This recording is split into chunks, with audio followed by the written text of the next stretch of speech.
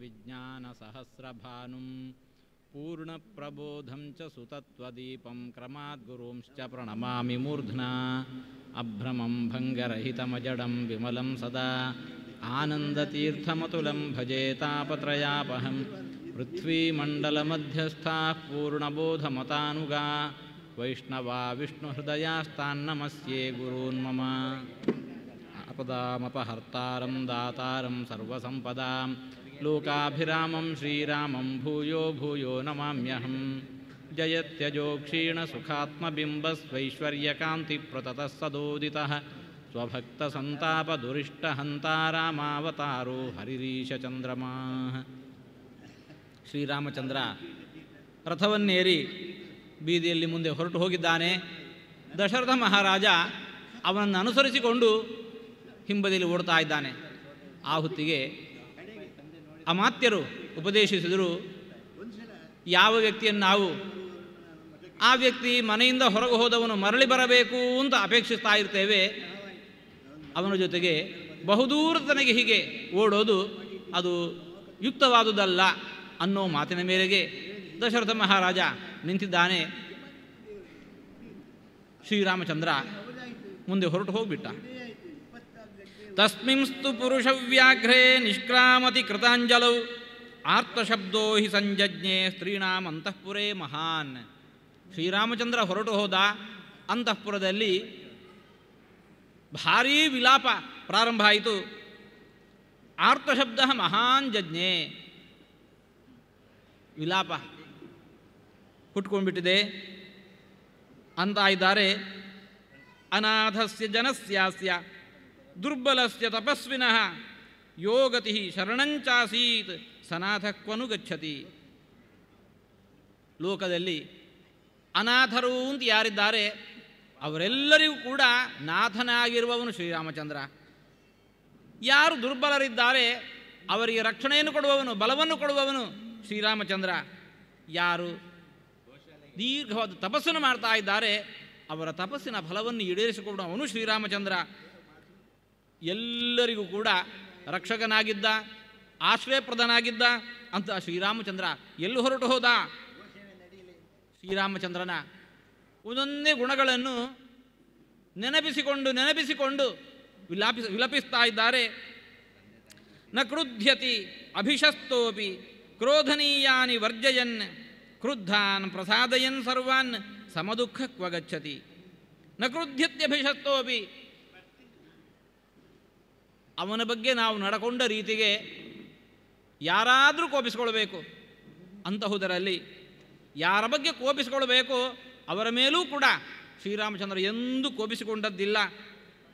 ಯಾರು ಕುಪಿತರಾಗಿದ್ದಾರೆ ಕುಪಿತರಾದವರ ಕೋಪವನ್ನು ಶಮನಗೊಳಿಸ್ತಾ ಇದ್ದಾನೆ. ಯಾರು ದುಃಖಿತರಿದ್ದಾರೆ ಅವರ ದುಃಖದೊಂದಿಗೆ ಅವನು ಸಮಭಾಗಿಯಾಗ್ತಾ ಇದ್ದಾನೆ. ಇಂತಹ ಶ್ರೀರಾಮಚಂದ್ರ ಎಲ್ಲಿ ಹೊರಟು ಹೋದ? ನಮ್ಮ ದುಃಖಕ್ಕೆ ಇನ್ನು ಉತ್ತರವನ್ನು ಕೊಡುವವರು ಯಾರು? ಕೌಸಲ್ಯಾಯಾಂ ಮಹಾತೇಜಾಃ ಯಥಾ ಮಾತರಿ ವರ್ತತೆ ತಥಾ ಯೋ ವರ್ತತೆ ಸ್ಮಾಸು ಮಹಾತ್ಮ ಕ್ವನು ಗಚ್ಚತಿ. ಶ್ರೀರಾಮಚಂದ್ರನಿಗೆ ಕೌಸಲ್ಯಾದೇವಿ ಒಬ್ಬಳೇ ತಾಯಿಯಾಗಿರಲಿಲ್ಲ.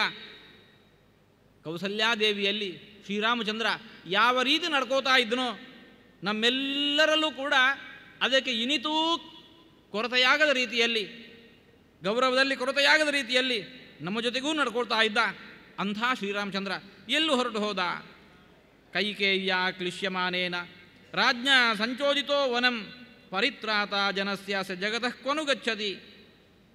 ನಾವೆಲ್ಲ ದುಃಖಿತರಾಗಿರುವ ಹೊತ್ತಿಗೆ ನಮ್ಮ ದುಃಖವನ್ನು ಪರಿಹಾರ ಮಾಡಲಿಕ್ಕೆ ಮುಂದೆ ಬರ್ತಾ ಇದ್ದವನು ಶ್ರೀರಾಮಚಂದ್ರ. ಕೈಕೇಯಿಯ ಮಾತಿಗೆ ದುಃಖಿಸ್ತಾ ಇದ್ದಂತಹ ನಮ್ಮ ದಶರಥ ಮಹಾರಾಜರ ಮನದಿಂಗಿತವನ್ನು ಅರಿತು ಅವರ ಕೊಟ್ಟಿರತಕ್ಕಂತಹ ಮಾತನ್ನು ಅರಿತುಕೊಂಡು ಶ್ರೀರಾಮಚಂದ್ರ ಕಾಡಿಗೆ ಹೊರಟು ಹೋದ. ನಮಗಿನ್ನಾರು ಗತಿ. ಅಹೋ ನಿಶ್ಚೇತನೋ ರಾಜ ಜೀವಲೋಕಸ್ಯ ಸಂಶಯಂ ಧರ್ಮ್ಯಂ ಸತ್ಯವ್ರತಂ ರಾಮಂ ವನವಾಸೇ ಪ್ರವಸ್ಯತಿ. ಸಕಲರಿಗೂ ಕೂಡ ಆಶಯನಾಗಿದ್ದಂತಹ ಶ್ರೀರಾಮಚಂದ್ರನನ್ನು ನಮ್ಮ ಮಹಾರಾಜರು ಕಾಡಿಗೆ ಕಳುಹಿಸೇ ಬಿಟ್ಟರು. ಈ ರೀತಿಯಾಗಿ ಆ ಎಲ್ಲ ಅಂತಃಪುರದ ಸ್ತ್ರೀಯರು ಕೂಡ ಇದು ಸರ್ವಾ ಮಹಿಷ್ಯಸ್ತಾ ವಿವತ್ಸ ಇವ ಧೇನವ ರುರುದುಶ್ಚೈವ ದುಃಖಾರ್ಥಾ ಸ್ವಸ್ವರಂ ಚ ವಿಚುಕ್ರುಷು. ಈ ರೀತಿಯಾಗಿ ಬಗೆ ಬಗೆಯಲ್ಲಿ ತಮಗೊದಗಿದಂತಹ ದುಃಖವನ್ನೆಲ್ಲ ನಿವೇದಿಸಿಕೊಳ್ತಾ ಸಸ್ವರವಾಗಿ ಜೋರಾಗಿ ಅಳ್ತಾ ಇದ್ದಾರೆ, ಕೂಗ್ತಾ ಇದ್ದಾರೆ. ಎಳೆಯ ಸಣ್ಣ ಕರುವನ್ನು ಕಳಕೊಂಡಿರತಕ್ಕಂತಹ ಹಸುವೊಂದು ಯಾವ ರೀತಿ ಆ ಮಮತೆಯಿಂದ ವಾತ್ಸಲ್ಯದಿಂದ ಆ ಮಗುವಿನ ಕುರಿತಾಗಿ ರೋದನ ಮಾಡ್ತಾ ಇರತ್ತೋ ಅದರಂತೆ ಎಲ್ಲ ಅಂತಃಪುರದ ಸ್ತ್ರೀಯರು ಕೂಡ ದುಃಖಿಸ್ತಾ ಇದ್ದಾರೆ, ಅಳ್ತಾ ಇದ್ದಾರೆ. ಸತಮಂತಃಪುರೇ ಘೋರಂ ಆರ್ತಶಬ್ದಂ ಮಹೀಪತಿ ಪುತ್ರಶೋಕಾಭಿಸಂತಪ್ತ ಶ್ರುತ್ವಾ ಚಾಸೀತ್ ಸುದುಃಖಿತಃ. ದಶರಥ ಮಹಾರಾಜ ಅವನ ಕಿವಿಯ ಮೇಲೆ ಈ ಎಲ್ಲ ಮಾತುಗಳು ಬಂದು ಬೀಳ್ತಾ ಇದ್ದಾವೆ. ಆ ಅಳುವಿನ ಸ್ವರ ಬಂದು ಕಿವಿಯ ಮೇಲೆ ಬೀಳ್ತಾ ಇದೆ. ತಾನು ಸ್ವತಃ ಮಗನ ವಿಯೋಗದಿಂದಾಗಿ ದುಃಖಿತನಾಗಿದ್ದಾನೆ. ಅಂತಹುದರಲ್ಲಿ ಈ ಅಂತಃಪುರದ ತನ್ನೆಲ್ಲ ಸ್ತ್ರೀಯರು ಕೂಡ ಆ ಶ್ರೀರಾಮಚಂದ್ರನ ಕುರಿತಾಗಿ ಅಳ್ತಾ ಇರೋದನ್ನು ಕಂಡು, ಆ ಅಳುವಿನ ಹಿನ್ನೆಲೆಯಲ್ಲಿ ತನ್ನನ್ನು ಭರ್ತ್ಸನೆ ಮಾಡ್ತಾ ಇರೋದನ್ನು ಕಂಡು ಇನ್ನಷ್ಟು ದುಃಖಿತನಾಗಿ ಬಿಟ್ಟ. ಶ್ರೀರಾಮಚಂದ್ರ ಕಾಡಿಗೆ ಹೊರಟು ಹೋದಾಗ ಆ ಅಂತಃಪುರದ ವ್ಯವಸ್ಥೆ, ಅಂತಃಪುರದ ಅವಸ್ಥೆ ಅದೇನಾಗಿತ್ತು ಅನ್ನೋದನ್ನು ಬಿಂಬಿಸಿರತಕ್ಕಂತಹ ವಾಲ್ಮೀಕಿ ಮಹರ್ಷಿಗಳು ನಗರದೊಳಗೆಲ್ಲ ಏನಿತ್ತು ಅನ್ನೋದನ್ನು ಸ್ವಲ್ಪ ತೋರಿಸ್ತಾ ಇದ್ದಾರೆ. ನಾಗ್ನಿಹೋತ್ರಾಣ್ಯಹೂಯಂತ ನಾಪಚಂಗ್ರಹಮೇಧಿನಃ. ಆ ನಗರದಲ್ಲಿ, ಅಯೋಧ್ಯ ನಗರದಲ್ಲಿ ಯಾವಜ್ಜೀವಂ ಅಗ್ನಿಹೋತ್ರಂ ಜುಹುಯಾತ್ ಅನ್ನತಕ್ಕಂತಹ ವೇದದ ವಿಧಿಯಂತೆ ಗೃಹಸ್ಥರೆಲ್ಲರೂ ಕೂಡ ಅಗ್ನಿಹೋತ್ರವನ್ನು ನಡೆಸ್ಕೋತಾ ಇದ್ದರು. ಆದರೆ ಯಾವತ್ತೂ ಶ್ರೀರಾಮಚಂದ್ರ ಕಾಡಿಗೆ ಹೊರಟು ಹೋದ, ಆ ದುಃಖದಲ್ಲೇ ವ್ಯಸನದಲ್ಲೇ ಮಗ್ನರಾಗಿರತಕ್ಕಂತಹ ಪ್ರಜೆಗಳು ಯಾರ ಮನೆಯಲ್ಲಿ ಕೂಡ ಅಗ್ನಿಹೋತ್ರ ಆವತ್ತು ನಡೆದಿಲ್ಲ. ನಾಪಚನ್ ಗೃಹಮೇಧಿನಃ. ಗೃಹಸ್ಥರ ಮನೆಯಲ್ಲಿ ಅಡುಗೆ ಸಿದ್ಧತೆ ನಡೆಯಬೇಕು. ಮನೆಯಲ್ಲಿರತಕ್ಕಂತಹ ಮಂದಿಗೆ ಅಡುಗೆ ಮಾಡಿ ಬಡಿಸಬೇಕು. ಮನೆಗೆ ಬರುವಂತಹ ಅತಿಥಿಗಳಿಗೆ ಉಣಬಡಿಸಬೇಕು. ಆದರೆ ಅದ್ಯಾವುದರ ಪರಿವೇನೂ ಇಲ್ಲದೆ ಎಲ್ಲರ ಮನೆಯಲ್ಲಿ ಆ ದಿವಸ ಯಾರ ಮನೆಯಲ್ಲೂ ಕೂಡ ಅಡುಗೆಗಾಗಿ ಒಲೆಯನ್ನೇ ಹೊತ್ತಿಸಿಲ್ಲ. ಅಕುರ್ವನ್ನ ಪ್ರಜಾ ಕಾರ್ಯಂ ಸೂರ್ಯಶ್ಚ ಅಂತರಧೀಯತ. ತಮ್ಮ ದೈನಂದಿನ ಚಟುವಟಿಕೆಗಳೇನಿರ್ತಾವೆ, ಏನಿರ್ತಾವೆ ಅವೆಲ್ಲವೂ ಕೂಡ ಹಾಗೆ ನಿಂತು ಬಿಟ್ಟಿದ್ದಾವೆ. ಆ ಸ್ಥಿತಿಯಲ್ಲಿಯೇ ಆ ಕಡೆ ಸೂರ್ಯ ಅಸ್ತಂಗತನಾಗ್ತಾ ಇದ್ದಾನೆ. ಆ ದಿವಸ ಎಲ್ಲರೂ ಕೂಡ ದುಃಖದಲ್ಲೇ ಕಳೆದಿದ್ದಾರೆ. ವ್ಯಸೃಜನ್ ಕವಲಾನ್ನಾಗಾಹ ಗಾವೋ ವತ್ಸಾನ್ನಪಾಯಯನ್ ಪುತ್ರಂ ಪ್ರಥಮಜಂ ಲಬ್ಧ್ವಾ ಜನನೀನಾಭ್ಯನಂದತ. ವ್ಯಸೃಜನ್ ಕವಲಾನ್ನಾಗಾಹ. ಆ ಆನೆಗಳು ಹುಲ್ಲನ್ನು ತಿನ್ನಬೇಕು, ಎತ್ತಿಕೊಂಡ ಹುಲ್ಲನ್ನು ಕೂಡ ತಿನ್ನಲಾಗದೆ ದುಃಖದಲ್ಲಿ ಅವು ಕೂಡ ಆ ಹುಲ್ಲನ್ನು ಕೆಳಗೆ ಹಾಕ್ತಾ ಇದ್ದಾವೆ. ಗಾವಹ ವತ್ಸಾನ್ನಪಾಯಯನ್. ಆ ಶ್ರೀರಾಮಚಂದ್ರನು ಯಾವ ಹೊತ್ತಿಗೆ ನಗರವನ್ನು ಬಿಟ್ಟು ಕಾಡಿಗೆ ಹೊರಟು ಹೋದ ಆವತ್ತು ಕೊಟ್ಟಿಗೆಯಲ್ಲಿ ಇರತಕ್ಕಂಥ ಹಸುಗಳು ಕೂಡ ಯಾವ ತಮ್ಮ ಕರುವಿನ ಮೇಲೆ ವಿಶೇಷವಾದ ಮಮತೆ ವಾತ್ಸಲ್ಯವನ್ನು ತೋರಿಸ್ತಾ ಇರ್ತಾವೋ ಅಂತಹ ಹಸುಗಳು ಕೂಡ ರಾಮನ ವಿಯೋಗದ ದುಃಖದಿಂದಾಗಿ ಆವತ್ತು ಕರುಗಳಿಗೂ ಕೂಡ ಹಾಲು ಉಡಿಸ್ತಾ ಇಲ್ಲ. ಅಷ್ಟೇ ಅಲ್ಲ, ಅದೆಷ್ಟೋ ಮನೆಯಲ್ಲಿ ಅದೇ ಮೊದಲಾಗಿ ಪುತ್ರೋತ್ಸವ ನಡೆದಿತ್ತು. ಚೊಚ್ಚಲ ಹೆರಿಗೆ ನಡೆದಿದೆ. ಅಂತಹ ಸ್ತ್ರೀಯರು ಆ ಚೊಚ್ಚಲ ಮಗುವನ್ನು ಕಂಡಾಗ ಎಲ್ಲೆಡೆ ಬಹಳ ಆನಂದ ಆಗ್ತಾ ಇರತ್ತೆ. ಆದರೆ ಯಾವ ದಿವಸ ಶ್ರೀರಾಮಚಂದ್ರ ಕಾಡಿಗೆ ಹೊರಟು ಹೋಗ್ತಾ ಇದ್ದಾನೆ ಆ ದಿವಸ ಹುಟ್ಟಿದ ಮಕ್ಕಳ ತಾಯಂದಿರು ಆ ಸಂತೋಷವನ್ನು ಅನುಭವಿಸಿಲ್ಲ. ಅಷ್ಟೇ ಅಲ್ಲ, ಈ ಮಗುವಿನ ಹುಟ್ಟು ಯಾವಾಗ ಆಯಿತೋ, ಈ ಮಗುವಿನ ಕಾಲಗುಣದಿಂದಾಗಿಯೋ ಎಂಬಂತೆ ಶ್ರೀರಾಮಚಂದ್ರ ಕಾಡಿಗೆ ಹೊರಟು ಹೋಗೋ ಹಾಗಾಗಿದೆ ಅಂತ ಹೇಳಿಕೊಂಡು ಆ ಮಗುವಿನ ಮೇಲೆ ಏನು ಪ್ರೀತಿ ಬರಬೇಕಿತ್ತು, ಮಮತೆ ಬರಬೇಕಿತ್ತು, ಅದರ ಬದಲಾಗಿ ಜುಗುಪ್ಸೆ ಅದು ಹುಟ್ಟುವಂತೆ ನಡ್ಕೋತಾ ಇದ್ದಾರೆ. ಪುತ್ರಂ ಪ್ರಥಮಜಂ ಲಬ್ಧ್ವಾ ಜನನೀನಾಭ್ಯನಂದತ. ಎಲ್ಲ ಗ್ರಹಗಳು ತ್ರಿಶಂಕುರ್ಲೋಹಿತಾಂಗಶ್ಚ ಬೃಹಸ್ಪತಿ ಬುಧಾವಪಿ ದಾರುಣ ಸೋಮಮಭ್ಯೇತ್ಯ ಗ್ರಹಾ ಸರ್ವೇ ವ್ಯವಸ್ಥಿತಾ. ಆ ದಿವಸದ ದೋಷವನ್ನು ಸೂಚಿಸ್ತಾ ಇರುವಂತೆ ಬುಧ ಬೃಹಸ್ಪತಿಗೆ ಮೊದಲಾಗಿರತಕ್ಕಂತಹ ಅಂಗಾರಕ ಮೊದಲಾಗಿರತಕ್ಕಂತಹ ಗ್ರಹಗಳೆಲ್ಲರೂ ಕೂಡ ಸೋಮನೊಂದಿಗೆ ಒಂದಾಗಿ ಕೂತಿದ್ದಾರೆ, ಚಂದ್ರನೊಂದಿಗೆ ಒಂದಾಗಿ ಕೂತಿದ್ದಾರೆ. ಲೋಕಕ್ಕೆ ಇಂತಹ ದುಃಖ ಬರೋದು ಸಹಜ ಅನ್ನೋದನ್ನು ಆ ಗ್ರಹಗಳೆಲ್ಲ ತೋರಿಸ್ತಾ ಇದ್ದಾವೆ. ನಕ್ಷತ್ರಾಣಿ ಗತಾರ್ಚೀವಿಷಿ ಗ್ರಹಾಶ್ಚ ಗತತೇಜಸಃ ವಿಶಾಖಾಶ್ಚ ಸಧೂಮಾಶ್ಚ ನಭಸಿ ಪ್ರಚಕಾಶಿರೆ. ಯಾವತ್ತೂ ಆಕಾಶದಲ್ಲಿ ರಾತ್ರಿ ಹೊತ್ತು ಹೊಳೆಯುತ್ತಾ ಇರತಕ್ಕಂತಹ ಮಿನುಗ್ತಾ ಇರತಕ್ಕಂತಹ ಗ್ರಹ ನಕ್ಷತ್ರಗಳು ಆ ದಿವಸ ಗತರ್ಚೀಂಷಿ ಅವುಗಳ ಪ್ರಭೆನೇ ಹೊರಟು ಹೋಗಿದೆ.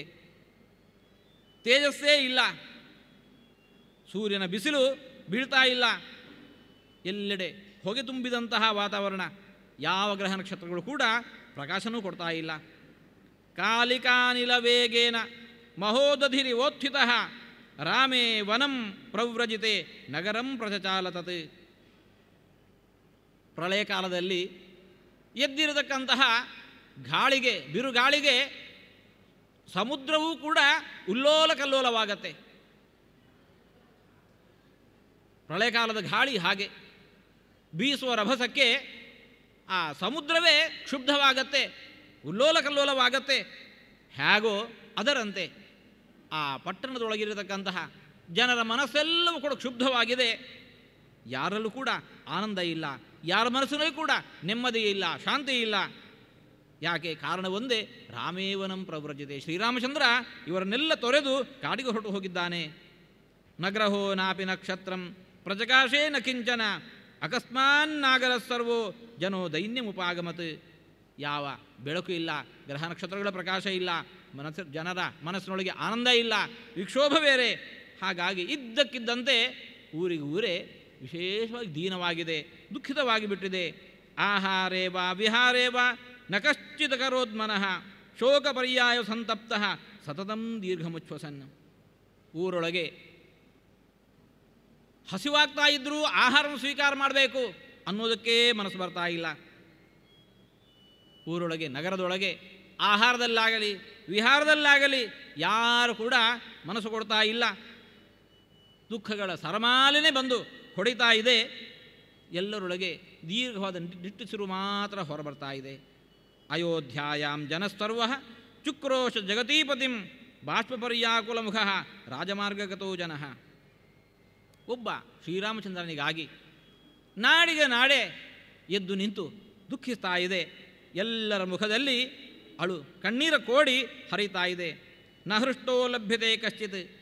ಲೋಕದಲ್ಲಿ ಆನಂದದಿಂದ ಇರತಕ್ಕಂತಹ ವ್ಯಕ್ತಿ ಒಬ್ಬನು ಕಾಣ್ತಾ ಇಲ್ಲ. ಸರ್ವ ಶೋಕಪರಾಯಣ, ಎಲ್ಲರೂ ಅಳ್ತಾ ಇದ್ದಾರೆ. ನವಾತಿ ಪವನ ಶೀತ. ದಿನದಲ್ಲಿ ತಂಪಾದ ಗಾಳಿ ನಡುರಾತ್ರಿಗಾದರೂ ಬೀಸೋದು, ಆದರೆ ಅದೂ ಇಲ್ಲ. ನವಾತಿ ಪವನ ಶೀತ ನ ಶಶಿ ಸೌಮ್ಯ ದರ್ಶನ. ಚಂದ್ರನ್ ನೋಡಿದಾಗ ಈ ಮನಸ್ಸಿನೊಳಗೆ ಏನು ದುಃಖ ಇದ್ದರೂ ಕೂಡ ಆ ಎಲ್ಲ ದುಃಖಗಳು ಸರ್ರನೆ ಇಳಿದು ಹೋಗಬೇಕು. ಆದರೆ ಇವತ್ತಂತಹ ಚಂದ್ರನು ಕೂಡ ಪ್ರಕಾಶಿಸ್ತಾ ಇಲ್ಲ. ನ ಸೂರ್ಯಸ್ತಪತೆ ಲೋಕಂ ಸರ್ವಂ ಪರ್ಯಾಕುಲಂ ಜಗತ್. ಸೂರ್ಯ ಬೆಳಗುತ್ತಾ ಇಲ್ಲ, ಎಲ್ಲ ಲೋಕ ದುಃಖಿತವಾಗಿದೆ.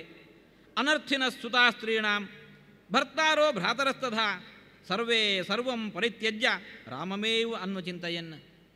ಮಕ್ಕಳು ತಾಯಂದಿರ ಜೊತೆಗೆ ಮಾತಾಡಬೇಕು, ಗಂಡ ಹೆಂಡಂದಿರು ಪರಸ್ಪರರೊಳಗೆ ಮಾತನಾಡಬೇಕು, ಅಣ್ಣ ತಮ್ಮಂದಿರು ಪರಸ್ಪರರೊಳಗೆ ಸಂತೋಷದ ಮಾತಿನ ವಿನಿಮಯವನ್ನು ಮಾಡ್ಕೋಬೇಕು. ಆದರೆ ಯಾವ ದಿವಸ ಶ್ರೀರಾಮಚಂದ್ರ ಕಾಡಿಗೆ ಹೊರಟು ಹೋದ, ಮನೆಯೊಳಗೆ ನಗರದೊಳಗಿರತಕ್ಕಂತಹ ಇಂತಹ ಯಾವ ಪ್ರತಿಕ್ರಿಯೆಗಳು ಕೂಡ ಚಟುವಟಿಕೆಗಳಿಗೂ ಕೂಡ ಕಾಣ್ತಾ ಇಲ್ಲ. ಏತು ರಾಮಸ್ಯ ಸುಹೃತಃ ಸರ್ವೇ ತೇ ಮೂಢಚೇತಸಃ. ಶ್ರೀರಾಮಚಂದ್ರನ ಬಗೆಗೆ ಯಾರು ಇವನಮ್ಮವ, ನಮ್ಮೆಲ್ಲರ ದುಃಖಕ್ಕೆ ಪರಿಹಾರ ನೀಡುವವನು ಎಂಬುದಾಗಿ ಬಗೆದಿದ್ದರೋ ಅಂತಹ ಎಲ್ಲರೂ ಕೂಡ ದುಃಖಿತರಾಗಿದ್ದಾರೆ.